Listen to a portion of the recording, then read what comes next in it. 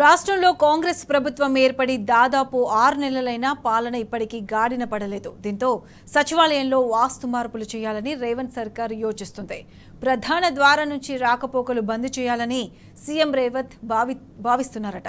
అదే సమయంలో తన కార్యాలయాన్ని 9వ అంతస్తుకు మార్చనున్నారు. గతంలో కేసీఆర్ ప్రభుత్వం మార్పులు చేసినప్పుడు విమర్శించిన రేవంత్ ఇప్పుడు గప్చుప్గా వాస్తు మార్పులు చేయిస్తుండడంపై విమర్శలు వస్తున్నాయి.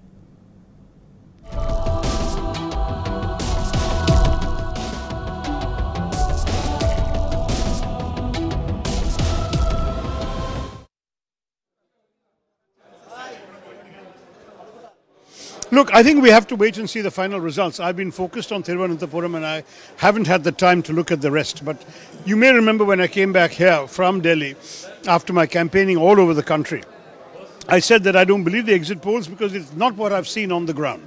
And what I've seen on the ground, very frankly, I think is much closer to the results we are seeing today. And that's why I do feel that people like me who stuck our neck out and said this are feeling quite vindicated. Thank you very much. Yes.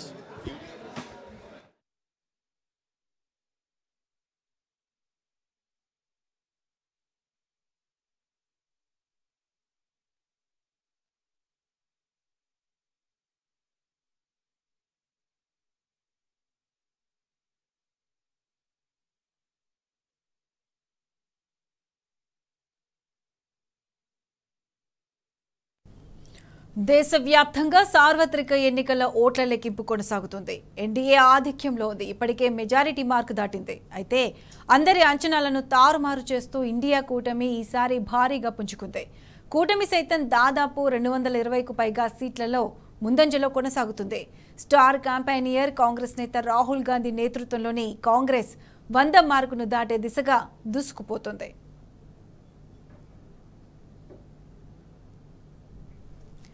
BJP కంచుకోట యూపీలో అనూహ్య ఫలితాలు వెలువడుతున్నాయి. 2019 లోక్సభ ఎన్నికలతో పోలిస్తే India కూటమి ఇక్కడ మెరుగుపడుతున్న సంకేతాలు కనిపిస్తున్నాయి. ప్రముఖులు బరిలో ఉన్న స్థానాల్లో కౌంటింగ్ ఉత్కంఠ పెంచుతుంది. వారణాసిలో ప్రధాని మోదీ ఆధిక్యంలో కొనసాగుతున్నారు. గుజరాత్లోని గాంధీనగర్లో కేంద్ర హోంమంత్రి అమిత్ షా లీడ్లో ఉన్నారు. కేరళలోని వయనాడ్, ఉత్తరప్రదేశ్లోని రాయబరేలీలో రాహుల్ గాంధీ లీడ్లో ఉన్నారు. యూపీలోని కన్నౌజ్లో ఎస్పీ చీఫ్ అఖిలేష్ యాదవ్, మైన్పూర్లో డింపుల్ యాదవ్ ఆధిక్యంలో కొనసాగుతున్నారు. లక్నోలో రక్షణ మంత్రి రాజ్నాథ్ సింగ్ ఆధిక్యంలో ఉన్నారు. ఢిల్లీ, మధ్యప్రదేశ్, బీహార్లో అన్ని స్థానాల్లో బీజేపీ లీడ్లో ఉంది. కర్ణాటక, అస్సాం, మహారాష్ట్ర, ఛత్తీస్గఢ్, ఒడిశాలో మెజారిటీ స్థానాల్లో ఆధిక్యంలో ఉంది.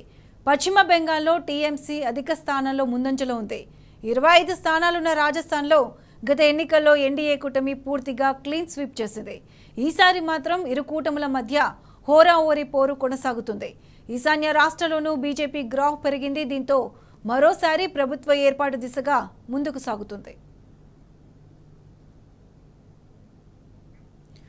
మరోవైపు కొత్తగా ఎన్నిక కానున్న ప్రధాని ప్రమాణ స్వీకారానికి రాష్ట్రపతి భవన్లో ఏర్పాట్లు జరుగుతున్నాయి. జూన్ 9 లేదా 10న కొత్త ప్రధాని బాధ్యతలు చేపట్టనున్నట్లు తెలుస్తోంది. ఈ మేరకు ఢిల్లీ పోలీసులు, భద్రతా సంస్థలు ప్రధాని ప్రమాణ స్వీకార భద్రతా ఏర్పాట్లను ముమ్మరం చేశారు. ఈ కార్యక్రమంలో 12 మంది విదేశీ ప్రముఖులతో సహా దాదాపు 10,000 మంది పాల్గొనే అవకాశం ఉండడంతో ఆ దిశగా ఏర్పాట్లు చేస్తున్నారు.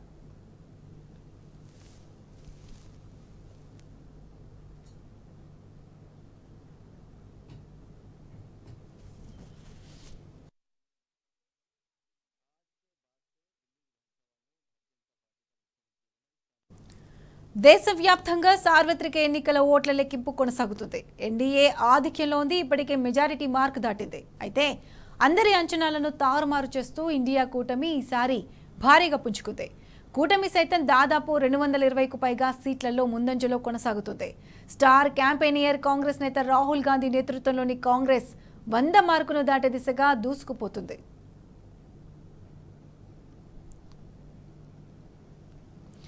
బీజేపీ కంచుకోట యూపీలో అనూహ్య ఫలితాలు వెలువడుతున్నాయి. 2019 లోక్సభ ఎన్నికలతో పోలిస్తే ఇండియా కూటమి ఇక్కడ మెరుగుపడుతున్న సంకేతాలు కనిపిస్తున్నాయి. ప్రముఖులు బరిలో ఉన్న స్థానాల్లో కౌంటింగ్ ఉత్కంఠ పెంచుతుంది. వారణాసిలో ప్రధాని మోదీ ఆధిక్యంలో కొనసాగుతున్నారు. గుజరాత్లోని గాంధీనగర్లో కేంద్ర హోంమంత్రి అమిత్ షా లీడ్లో ఉన్నారు. కేరళలోని వయనాడ్, ఉత్తరప్రదేశ్లోని రాయబరేలీలో రాహుల్ గాంధీ లీడ్లో ఉన్నారు. యూపీలోని కన్నౌజ్లో ఎస్పీ చీఫ్ అఖిలేష్ యాదవ్, మైన్పూర్లో డింపుల్ యాదవ్ ఆధిక్యంలో కొనసాగుతున్నారు. లక్నోలో రక్షణ మంత్రి రాజ్నాథ్ సింగ్ ఆధిక్యంలో ఉన్నారు.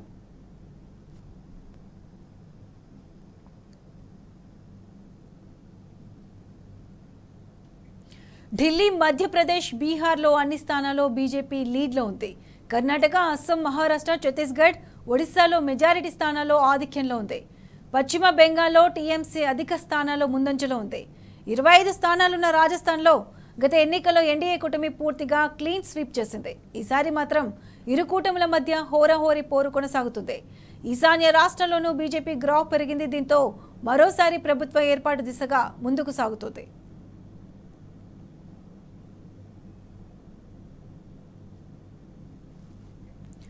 మరోవైపు కొత్తగా ఎన్నిక కానున్న ప్రధాని ప్రమాణ స్వీకారానికి రాష్ట్రపతి భవన్లో ఏర్పాట్లు జరుగుతున్నాయి. జూన్ 9 లేదా 10న కొత్త ప్రధాని బాధ్యతలు చేపట్టనున్నట్లు తెలుస్తుంది. ఈ మేరకు ఢిల్లీ పోలీసులు, భద్రతా సంస్థలు ప్రధాని ప్రమాణ స్వీకార భద్రతా ఏర్పాట్లను ముమ్మరం చేశారు.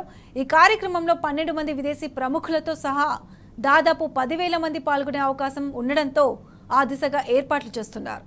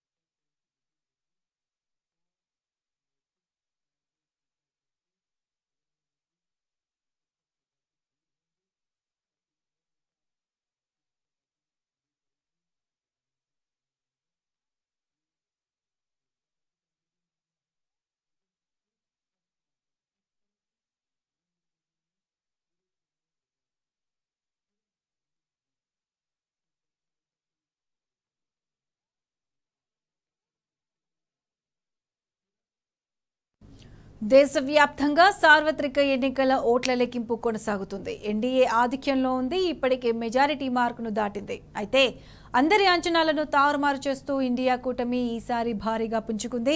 కూటమి సైతం దాదాపు 220కు పైగా సీట్లలో ముందంజలో కొనసాగుతుంది. స్టార్ క్యాంపెయినియర్ కాంగ్రెస్ నేత రాహుల్ గాంధీ నేతృత్వంలోని కాంగ్రెస్ 100 మార్కును దాటే దిశగా దూసుకుపోతుంది.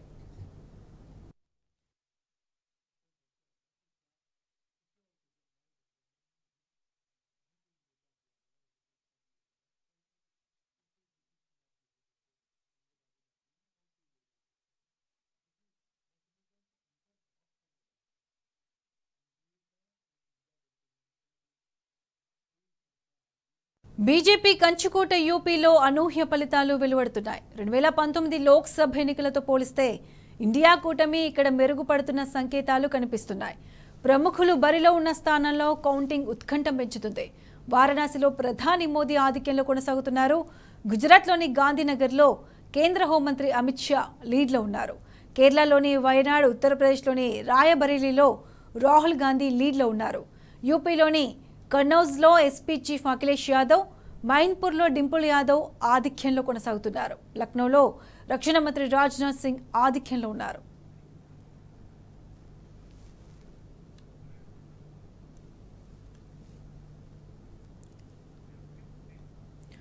దేశవ్యాప్తంగా సార్వత్రిక ఎన్నికల ఓట్ల లెక్కింపుకు సంబంధించి పూర్తి అప్డేట్స్ మా ప్రతినిధి లివిల్ లైవ్ లో అందిస్తారు. లివిల్, ప్రత్యక్ష 2024 సార్వత్రిక ఎన్నికల కౌంటింగ్ ఉదయం ప్రారంభమైన నుంచి కూడా ఎన్డీఏ కూటమి మెజారిటీ సీట్లు లీడ్ ఇస్తుంది. ఎన్డీఏ కూటమి 296 సీట్ల ఇప్పటి వరకు లీడ్లో ఉంది. సింగిల్ లార్జెస్ట్ పార్టీగా బీజేపీ 244 సీట్లలో మెజారిటీ స్థానాల్లో లీడ్లో ఉంది. ఇటు ఇండియా కూటమికి సంబంధించి కూడా గతంలో కంటే అత్యధిక స్థానాల్లో లీడ్ ఇస్తుందని చెప్పుకోవచ్చు. గతంలో కంటే ఈసారి 231 స్థానాలు లీడ్లోకి వచ్చింది. అందులో కాంగ్రెస్ పార్టీ కూడా గతంలో 50లో సీట్లు మాత్రమే వచ్చిన కాంగ్రెస్ పార్టీ ఈసారి అనూహ్యంగా 97 సీట్లకు వచ్చిందని చెప్పుకోవచ్చు. ఇటు ముఖ్యంగా చూసుకున్నట్టయితే ఏదైతే ఎక్కువ ఆశలు పెట్టుకున్న ఉత్తరప్రదేశ్ సైతం ఇవాళ బీజేపీకి గట్టి షాక్ ఇస్తుందని చెప్పుకోవచ్చు. అక్కడ ఏదైతే సమాజ్వాదీ పార్టీకి సంబంధించి అఖిలేష్ యాదవ్ ఆధ్వర్యంలో ఎక్కువ సీట్లు కూడా అక్కడ కైవసం చేసుకుంది. అంతేకాకుండా ఇటు ప్రధానంగా చెప్పుకున్నట్టయితే ఏదైతే నార్త్ ఇండియాలో ఎక్కువ సీట్లు వస్తాయని చెప్పేసి మోడీ మొదటి నుంచి అనుకున్నాడు. దానికి అనుగుణంగానే 400 పార్ అని చెప్పేసి ఏదైతే ఒక నినాదం ఉందో ఆ నినాదం కూడా ఇవాళ అగ్రస్థాపన చెప్పుకోవచ్చు. అందరికి 300 లోపే ఇవాళ ప్యాక్ అవుతున్న పరిస్థితి కనిపిస్తుంది. ఇటు ఎన్డీఏ కూటమి కావచ్చు, ఇటు ఇండియా కూటమి రెండింటికి కూడా పోటాపోటీ ఓరాఓరి కొనసాగుతున్న పరిస్థితి కనిపిస్తుంది. అయితే ఇప్పటికిప్పుడు అటు నితీష్ కుమార్ కావచ్చు, ఇటు చంద్రబాబు కీ రోల్ ప్లే చేస్తున్నారని చెప్పుకోవచ్చు దేశ రాజకీయాల్లో. అటు సమాజ్వాదీ ఇండియా కూటమిలో అయితే సమాజ్వాదీ పార్టీకి సంబంధించి కావచ్చు, అటు స్టాలిన్ మెజార్టీ సీట్లు లీడ్లో ఉన్నారు. మొత్తం చూసుకున్నట్టయితే ఇట్లా ఇవాళ ఉదయం ప్రారంభమైన ఈ కౌంటింగ్ అంతా కూడా ఒక అనూహ్య సీట్లు వచ్చాయని చెప్పుకోవచ్చు. అంతేకాకుండా ఇవాళ ఇటు తమిళనాడు ఏదైతే ఇటు తమిళనాడులో కూడా స్టాలిన్ పార్టీకి అత్యధికంగా సీట్లు కైవసం చేసుకోబోతున్నారు. ఇటు ముఖ్యంగా ఆంధ్రప్రదేశ్ రాష్ట్రానికి సంబంధించి గతంలో ఏదైతే అధికారంలో ఉన్న ఏదైతే వైఎస్ఆర్సీపీ ఇవాళ ఘోర అపజయం పాలవుతుందని చెప్పుకోవచ్చు. ఇప్పటికీ 10 సీట్లలోపు ఇంకా లీడింగ్ లో కొనసాగుతుంది. దాదాపు కూటమి విజయం అంచనా ఉందని చెప్పుకోవచ్చు.